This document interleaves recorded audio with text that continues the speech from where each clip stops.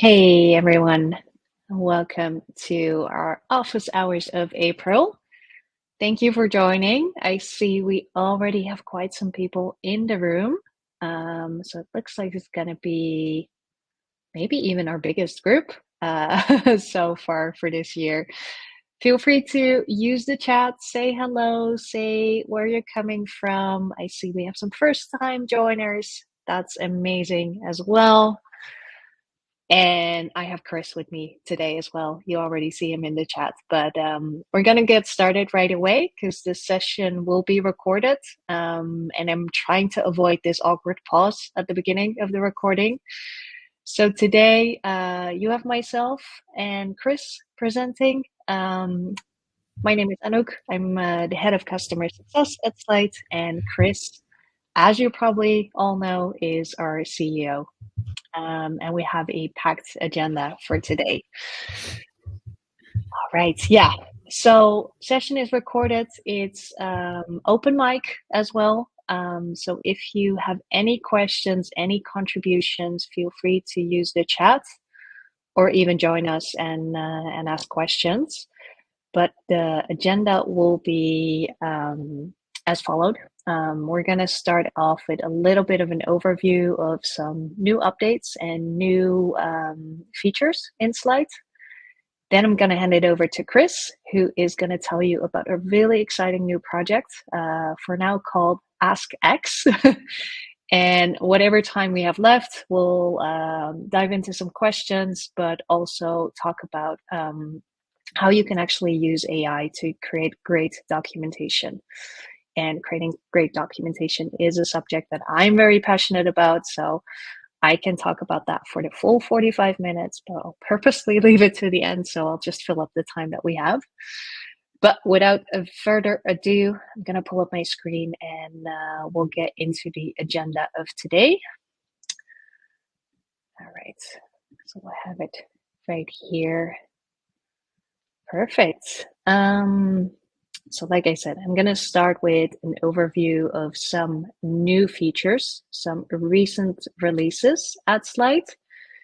Maybe quick note, I've created this in a slide doc. It's shared publicly, and you will all get the link to the document after the session is over. So don't have to take any notes or anything. We'll all get it over to you towards the end. Now, when we look at our new features and our new improvements, what you'll see is that we really focused on improving Slite for new users. So maybe it's not the most interesting updates for this group because you're most likely all experienced users, but it will really help you if you are maybe going to invite any colleagues or any new users within your companies, and it helps them to get started with Slite as well. So to go over the improvements, first of all, we made some updates to our import section. And for that, I'll show you what that looks like. So if you scroll all the way to the bottom in your left sidebar, you have the option to import documents into your Slite account. And you can pick them from a number of different other tools. And what we've done is we made it a lot simpler. So first of all, we show you better instructions, I would say, and then a way to import your docs in bulk. Now, when you import your docs in bulk, you upload a zip document. And once you do, you select a location and all of these docs will be imported into your Slite account. Now, previously, that could take 1 minute. It could also take 10 minutes. And we didn't really show you that a lot of work was being done in the background. Now, when you import, you will actually see a progress bar. So you know exactly where we are in the import. And you see that things are happening. I'm occasionally going back to the chat to see if there's any questions. Feel free to drop them anytime. The second part of our new features and updates is also related to new users, and it's an onboarding checklist. So for those people that are just going to get started with Slite, we actually gave them some more guidance on what to do within their Slite accounts, because there's many different possibilities. So we gave them guidelines to the actions that we think are helpful. So for example, creating channels, importing documents, connecting external sources, using Ask, which is one of the main wow features at Slite, maybe inviting the team and setting up notifications. And while they go through this, you'll also see a progress bar. So you see how well you're progressing with setting up your new Slite accounts. All right, next one, a bit more interesting for existing users as well. Now, as you probably know, you have the option in Slite to set up user groups. So you can combine multiple users in a specific group and use these groups to mention people on documents or give them access to channels or documents. So you don't have to do that one by one, but you can really do that on a group basis. What we've changed is, we added a bit more visibility. So right now, when you tag a specific group, you can click on it and you can see the members. So you can actually see like, hey, we have a user group called leadership, and these are the people that are part of the leadership team. And you can do the same thing if you go to share. If there's a group here, you can also hover over it and you can see all of its members.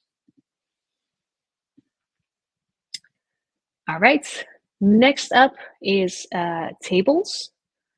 Not really something I can show you, just something I can tell you. But we definitely worked really hard on improving how tables operate within Slite.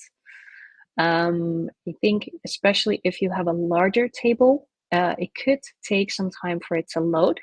And our team has been able to improve that by nearly 50%. So cutting the loading time by 50%. So that makes a big impact. And the same thing goes for comments.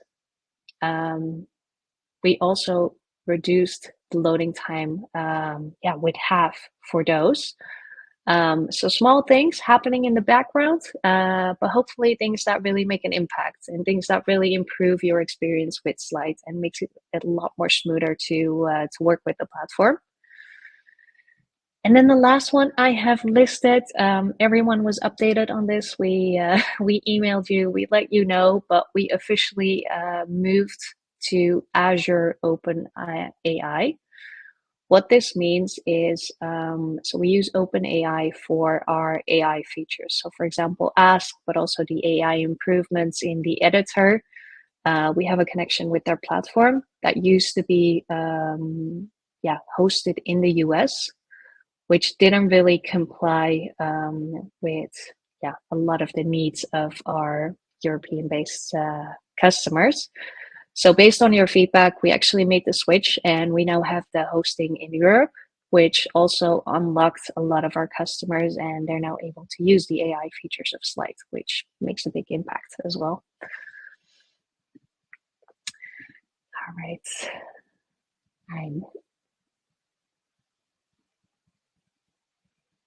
Chris will show something cool with tables and Ask. So that's coming up right after. And then I see the other question I've noticed with tables, that when I try to delete a column, it consistently errors and says I need to refresh the screen. Is it common? Should not be common. Absolutely not. So let me make a note of that and take that up with our development team to see if that's something that they can reproduce and avoid from happening, because that shouldn't be the experience. All right, so these were the improvements that I wanted to share with you. For the coming months, what we are really going to focus on at Slite is really improving that experience. So what I just shared about tables, we're gonna take a fine comb and go through Slite and really focus on those little maybe annoyances that happen and make sure to remove them. So your experience with Slite will be as smooth as possible. All right, I'm going to hand it over to you, Chris, for the more exciting stuff. and I'll stop sharing so you can take over. Thanks so much, Anouk. And indeed, well, we have only great question here and stuff that I can answer. Janina, thanks for the last question on language and ask. So for the tables issues that you have, and in general, like when you meet kind of bugs, please report them. Like sometimes we have configuration that makes them different than what we have in our slides, or it can be like a problem of refresh or something like that. So when you do meet problems like this, for sure, if we see something like that is consistent, like we would be fixing it already.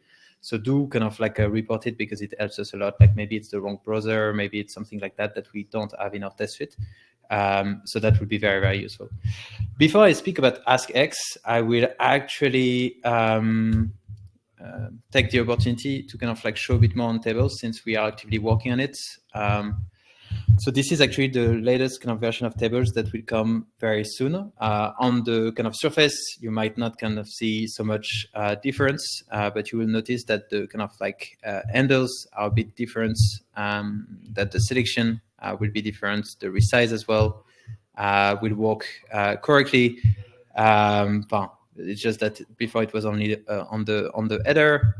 You have like this kind of like new small interface with little kind of like handles that make it much nicer to kind of use. But mostly like the biggest kind of difference is really in performance. Large tables were problems, and as Anouk said, we have been doing a lot of work, and we have like actually like much more kind of like improvement coming very soon. So that's like something that is very nice. Like it basically shows that we have like customers with few hundreds, or I don't think thousands, but few hundreds kind of like row or columns, and we just made the system scale for larger tables. So that's coming very soon. And then sorry for the kind of like double share. Yeah, here it is. So I will start sharing with you on AskX, and I will start with the office hour document. We wrote a bit. I think we'll be sharing this document with you guys. So basically, AskX is a new product. It's really very much in pilot right now. We are onboarding pilots every day. So if you want to kind of join, please ping us and share a bit on your use case, and we'll see if it's a good fit. The idea of AskX is that we have developed, so as you know, Ask, that you already have access to. Like you can just go to, and of course I have like a lot of feature flags, so you'll see some stuff that are not like in your regular experience, but you know that you can, with part of the leadership team at Slite. So for instance, you can ask a question in natural language, get an answer straight away, in your interface with the source that are given. So that's something that you already have access to. We are actually doing a lot of improvements as we work on AskX for this. And what we notice from a lot of customers is that people need to have more data source to kind of like feed Ask. And we started to feel a bit restricted in this box. So what we did is we built this interface that you can see here. I will show you right now. It's a dedicated app. It will definitely kind of speak with Slite, but it will also speak with Slack and with Confluence or with Jira. Typically, I saw that we had a request, Linear, and so on. And it looks like this. So it's really a dedicated interface. It's made to for your team to access all your team data, no matter where it lives. And by having one interface that is dedicated to this flow, we basically give us much more freedom to explore like new possibilities with this. It has been 8 weeks, I think, that we started this project, so it's very early, but already like we were able to kind of do really cool stuff. So the idea, the experience of AskX is quite simple. It lets you plug a lot of various different sources. Like, you can go and add a website and say, like all the blog articles, for instance, that we write, you should kind of index it. As you can see, we have like a lot of them. You can plug your Google Drive and you can make it private or not. You can plug your Linear, so task management system. Next, we'll be adding like other, of course, like Asana and so on. You can plug your Slack. So you can really ask a lot of questions wherever like your data lives. And you have like this kind of like dedicated interface to do so. and you have, of course, the same filters that you are used to, and so on. So that's, ask. And it's very much a chat. So it means that, you can ask something like, who is in the leadership team was the question of slides. It was the question that I just asked. So here I have similar answer, and I hoped it would not include the head of, even if that's the correct answer, so that I could follow up. But I can continue and say, and who is in the marketing team? And so you really have this chat experience that will kind of keep the context of what is above and continue the conversation. The nice thing is you can also kind of get insights based on Slack and Slide at the same time, for instance. To show you that, I will actually go into a new kind of capabilities that we started to add. When you have data from everywhere in your organization, it starts to be a lot. We are a small team. We are 20 to 30, 25 people, something like that. So, we have a certain amount of data, but we have teams of 2,000 people, 3,000 people. Obviously, they have much, much more knowledge. And so we started to kind of develop really the interface to fit their needs with spaces. And so space is a context for ask. It basically lets you say, okay, I want to create something for customer success team maybe. And so if I do that, I will be adding the customer success channel or customer experience channel in my slides. Maybe I will be adding the support channel as well. I might want to add Slack channel, maybe the GTM team and customer support channel. And from there, and of course, this is where you can see that this is a beta. If I ask a question there, it will only kind of be based on the sources that I have access to here. So if I go to an actual use case, for instance, if I go to support, I will be asking only on the health center, so the public health center, or support channel, or customer support internal Slack, the pricing page and update, which is not correct. So that was a test that I did. I will remove this channel. And so here it is. I can ask, for instance, how, that's interesting. You have suggested questions. So straight away, you can actually kind of get insights on, based on the kind of teams that I have access to. I can, for instance, ask questions about we could fail, but I don't know, something what improvement did Florian mention or whatever. I can actually have some update on the work of the team as it goes. So in this case, Florian explained that we do language and entity detection in ask in less than 300 milliseconds, which is a very nice thing. And that's actually proved to be a very interesting feature, this suggested question, because it's really a discovery mode where you might not kind of know about some things and get updated on that. Of course, the main use case is more if I go to support, and I have to refresh because that's the beta effect. I will be really acting as a support agent, and I might say, how can I in Forest, which is our back office tool,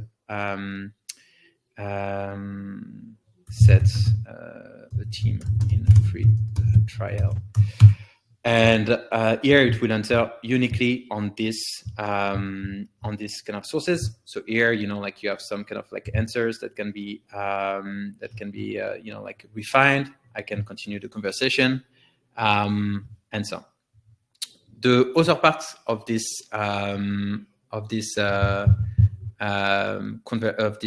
feature is, of course, the unanswered question, which is already kind of in Slide, and that will be, and of course you have a perfect kind of demonstration of something that is being tested live by us, and so we had queries sometimes to test. Of course, the advantage of this panel is more questions that are correct, that are where is the video of Adrien and Fats, that's the kind of things that might be interesting. What our sales source is probably more interesting. And so you will be able to kind of see the questions with missing answers, but more importantly, very soon, we are adding the ability for you to kind of flag correct or bad answers, and for the administrators to kind of have reports on that and be able to control it. So that's kind of the very kind of first steps. If I go to to the ask changelog. We actually so are working right now in short term on these kind of items. The idea is to kind of like go from what we developed with Ask, like the basic kind of technology, and be able to kind of adapt it to your use case. So like the first kind of step that we are going to make is to be able to show you in AskX what steps our intelligence, like our engine, is taking. How do we search? What action we are taking? Why we are kind of like, deciding to answer based on the database, or rather to kind of just take your documents to answer your questions. And the next kind of like step will be to be able to kind of like answer you with a different mode depending on your question. So that's a bit technical, but as a user, it will be very important for you. I can actually show you a bit what I mean by that. When you are asking a question to Ask, we are a bit uneducated, and we have a problem with ChatGPT and all this stuff, is that it's a multimodal thing. Like you can have a chat and you can do anything. The reality is that there are like multiple types of questions. Ones are just knowledge question, like are we SOC 2 compliant? What is our paternity leave benefit? And Slite works super well for that. But then you have questions that are like different, like relative to metadata, like, what is the latest on a project, or what is the latest in my team, something like that. You might have like search mode, like just like, what is, why, and you don't know like anything more about that. You just want to have like an expensive kind of report about this topic. Data questions, like, what's our revenue this month? How much kind of new customers did we close? This kind of stuff. And maybe public information, stuff that are not hosted in your knowledge base. And so the job that we are making with AskX is to be able to kind of fit to all this use case in different way. So that's to come, but that's like very much like how we kind of like approach it, is really like building the best interface to help you get the best answer to your questions. Which is not possible in just the little box that we had so far. Like it's perfect for knowledge questions, but we want to expand it to more of your use cases, especially as you have like a lot of knowledge when you plug a lot of other sources. So that's kind of like what we're working on. And maybe like a small kind of, I don't know if it's a teaser, but something that was interesting. Like we had like someone asking like, do you handle tables? Like, do you index tables? So we index tables, we index PDFs, we index even the cards from like external services like Jira or Linear that you embed in your Slide document. We embed their content, so we know all the metadata related, and we can answer on these questions. Of course, the best is adding a data source and having all Linear teams or all Jira kind of tickets so that we can give much better answers. And so if I say, for instance, how much did we pay Joel in bounty? So this is like a use case that is interesting, where we have like a bounty enter that is called Joel. And here we'll see kind of the source of this answer. You see that it answers like 3,000 something. And if I go to the document, this is a regular table. And as you can see, we have like a Joel that has been working with us, and he has like a series of bounty. And, like if you remember, it was 3,000 something, and he basically does the sum of all this, like column. So it is able to actually understand table data. The problem to me is that this is not necessarily discoverable and not kind of like you might want to double check. So this is exactly like the kind of things that we were kind of like talking about. Like we want to really build the experience so that you have full control, you understand what's happening. And you can even decide if you want to say, like I want to enter in database mode, plug a spreadsheet, ask a question, and really make Ask the universal entry point to get knowledge, no matter where it lives and what format. So yeah, that's it for Ask. Maybe one thing that I can share already is I'm going actually in dev mode here, but I had like a question on this. That's like typically the kind of stuff that we are making and that we just released. Like we have not kind of like plugged it yet, which was like on the language part. So we actually like just shipped a big update on this. So detecting language is very interesting and important. we just kind of like, we were kind of like previously using the user language preference. So if you have your interface in French, we would answer in French. If you had like it in English, we would answer it in English and so on. It happens sometimes that I'm French, I work in English, I sometimes mix things up. And so what we just did is we released something where we detect automatically the language and we use it for the answer. So, you know, if I kind of like ask a question, I would have the answer in French. This is live today or tomorrow for you. So that will be something that you would have also in the core app. And yeah, that's very much what we're doing. All right. Thank you, Chris. There's already at least one person excited to join. Can you tell a bit more about what is next for Ask X and what people can do if they're interested? Yeah, for sure. And Ash, can you give me a question in Baz? I will try in parallel and I can reply to you in another channel. I need to check. I don't know. The way to kind of like join is basically to reach out. So we have actually, I will kind of like put in the I will put here like a Calendly. So if you are interested in kind of trying Ask, first I need to kind of check if you have the right use cases and so on. But please kind of like book me for a short demo. It's always interesting to hear the use case in all case.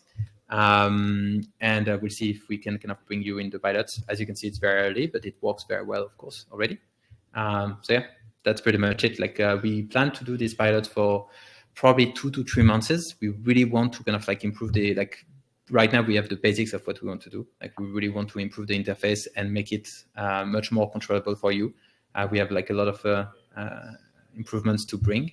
And when we think that the experience is exceptional, like we'll start kind of releasing it in public.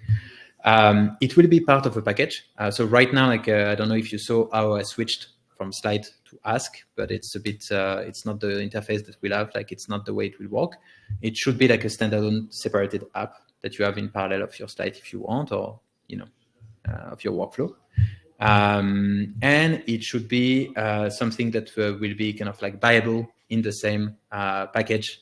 So it will be like either a new plan or it will be part of premium. We are kind of yet to decide on this. But that would be the idea. Like you can have like either just Ask, like some customers that don't use Slite as their knowledge base yet will do this, and you will be able to both in a bundle. Right, great.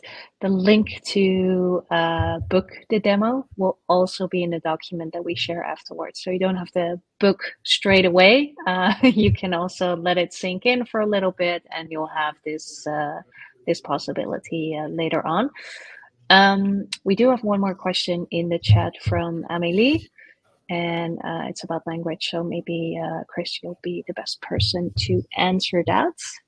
Yeah, it's a great question. I think you will show the AI improver next. So yeah. Right now,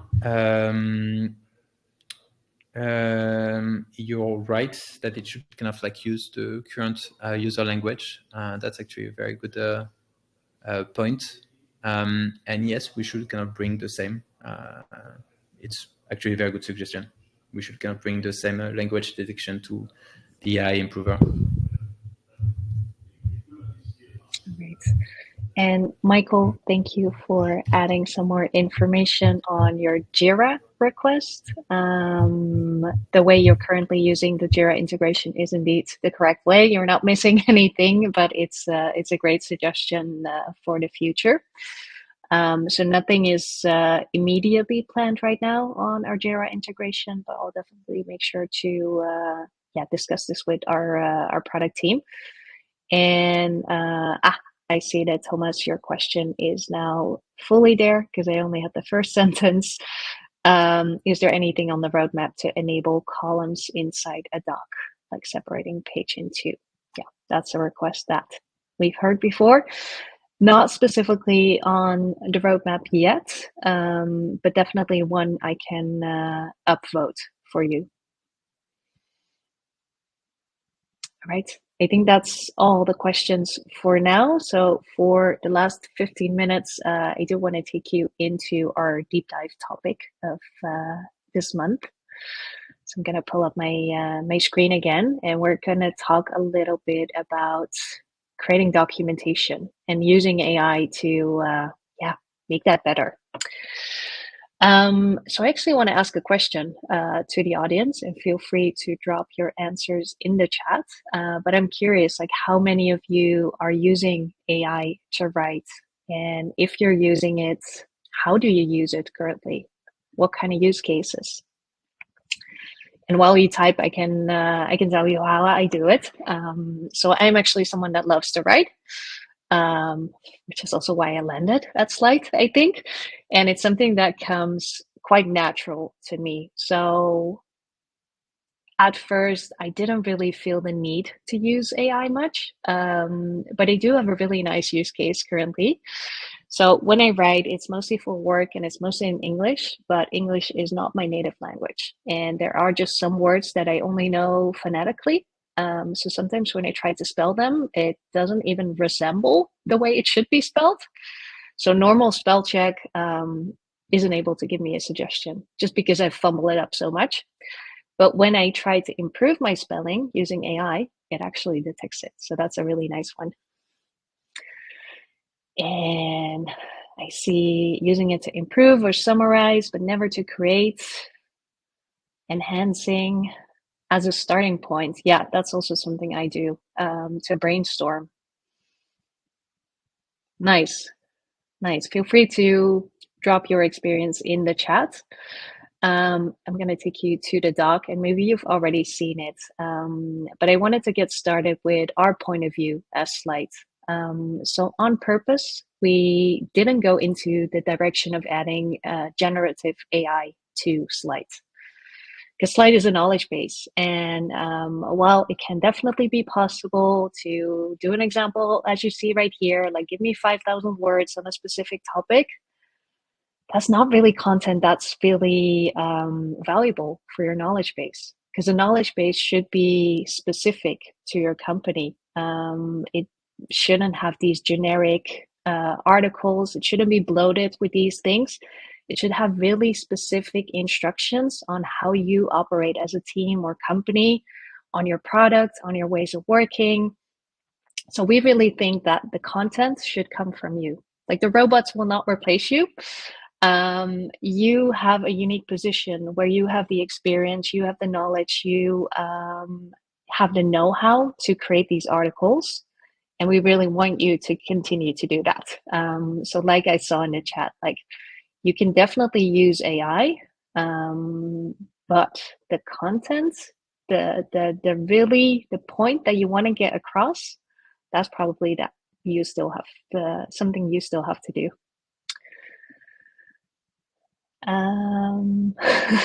Robot.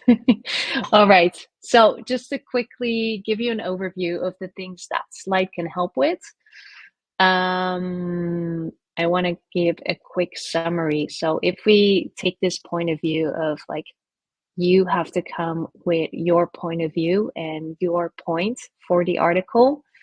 A couple of things you can do to create a great article is use the ABC rule.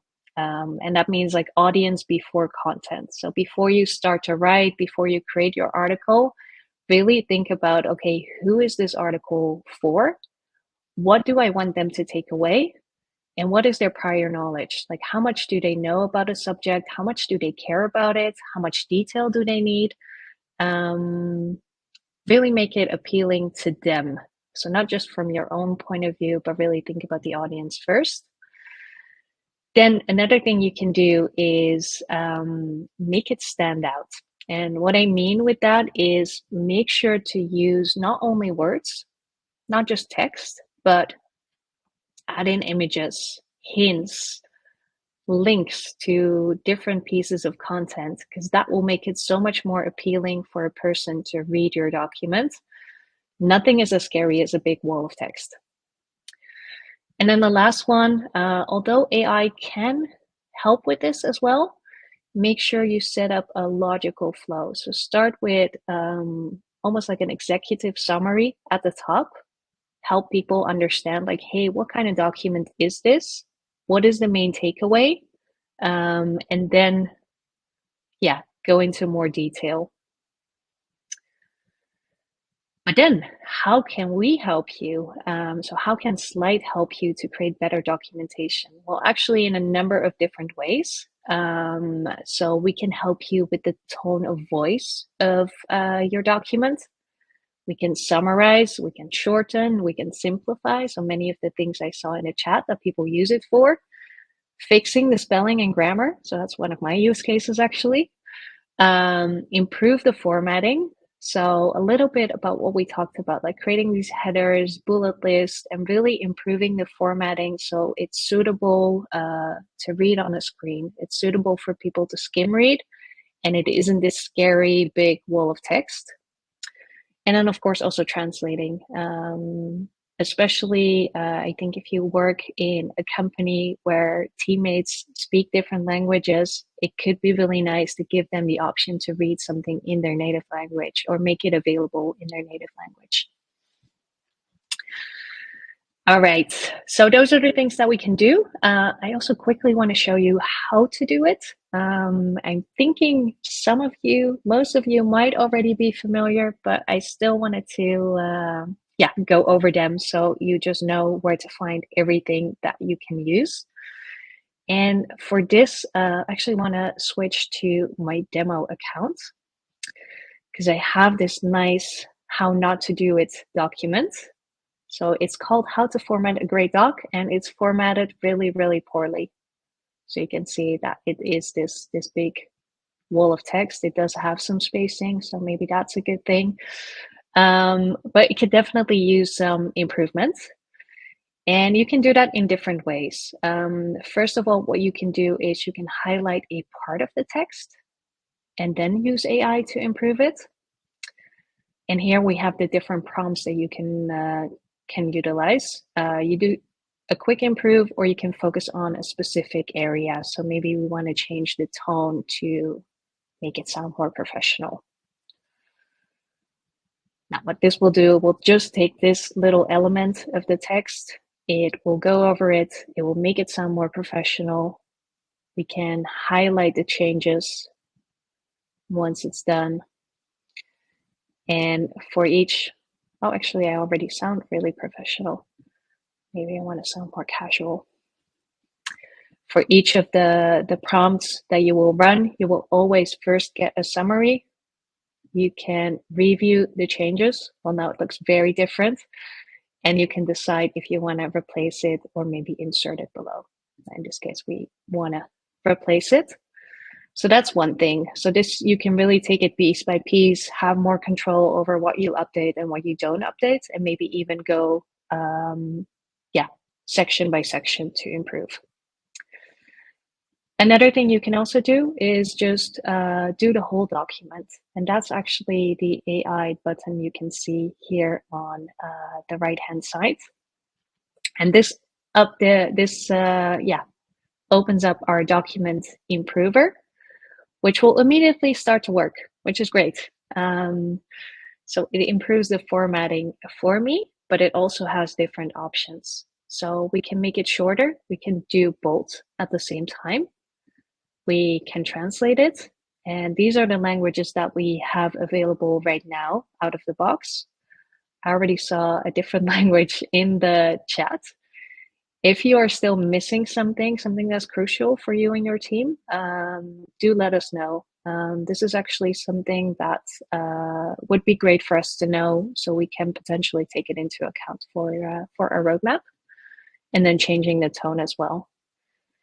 And it's quite a long doc, so it takes a little bit of time, but you can see that it's really improving the formatting with these headers, with bolded text, with bullet points, and it makes it so much easier to read this document.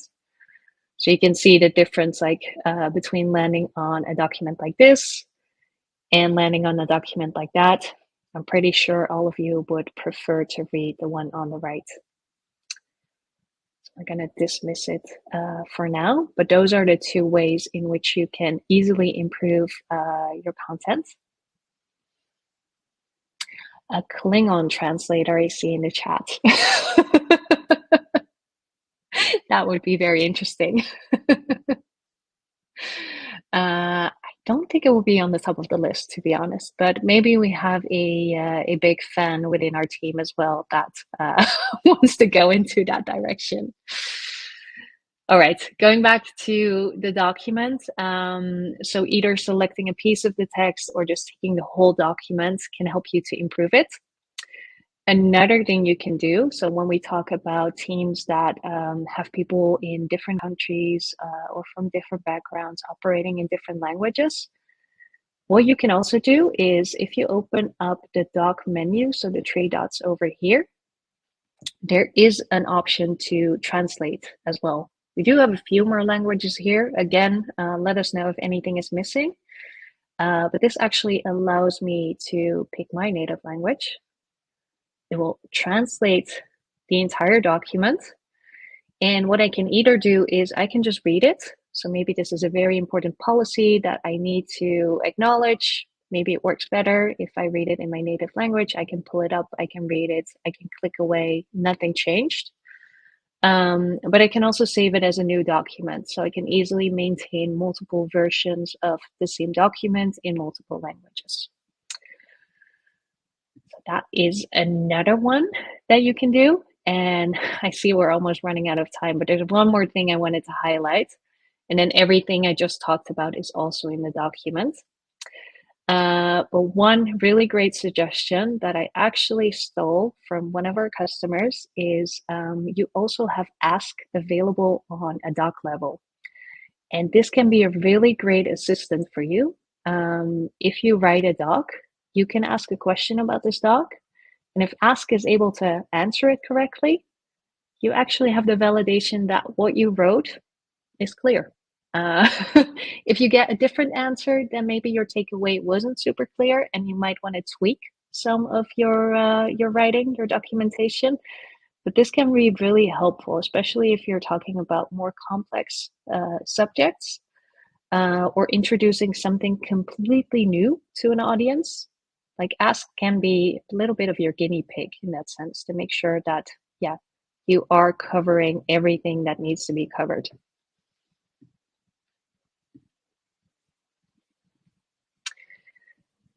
All right, going back to our document right here. So like I said a couple of times, we'll share this document with you. You'll see the AI features that we just covered. But I also have two additional resources that you can use. So we have a really great article, was written by someone from our marketing team about like, hey, how can you actually create documents that your team will read? So we quickly went over some of the points from this article, but this is really a nice one to have a look at and use as a resource. And then the second one is the magic document formatter, basically what we have over here in the app, but then for people that might not use Slite yet. So it's a standalone app where people can experience like, hey, how does it work to improve a document? So feel free to check these out. What I will also do, I'll add it to this document, but we have a Slack community. So if you are open to continue the conversation, feed us with all your questions and product feedback and feature requests and everything, or maybe even topics for the next office hours. That's a great place to stay connected. So I'll add in a link so you can join us there. And we really hope to see you either in Slack or for the next office hours, which will be end of May.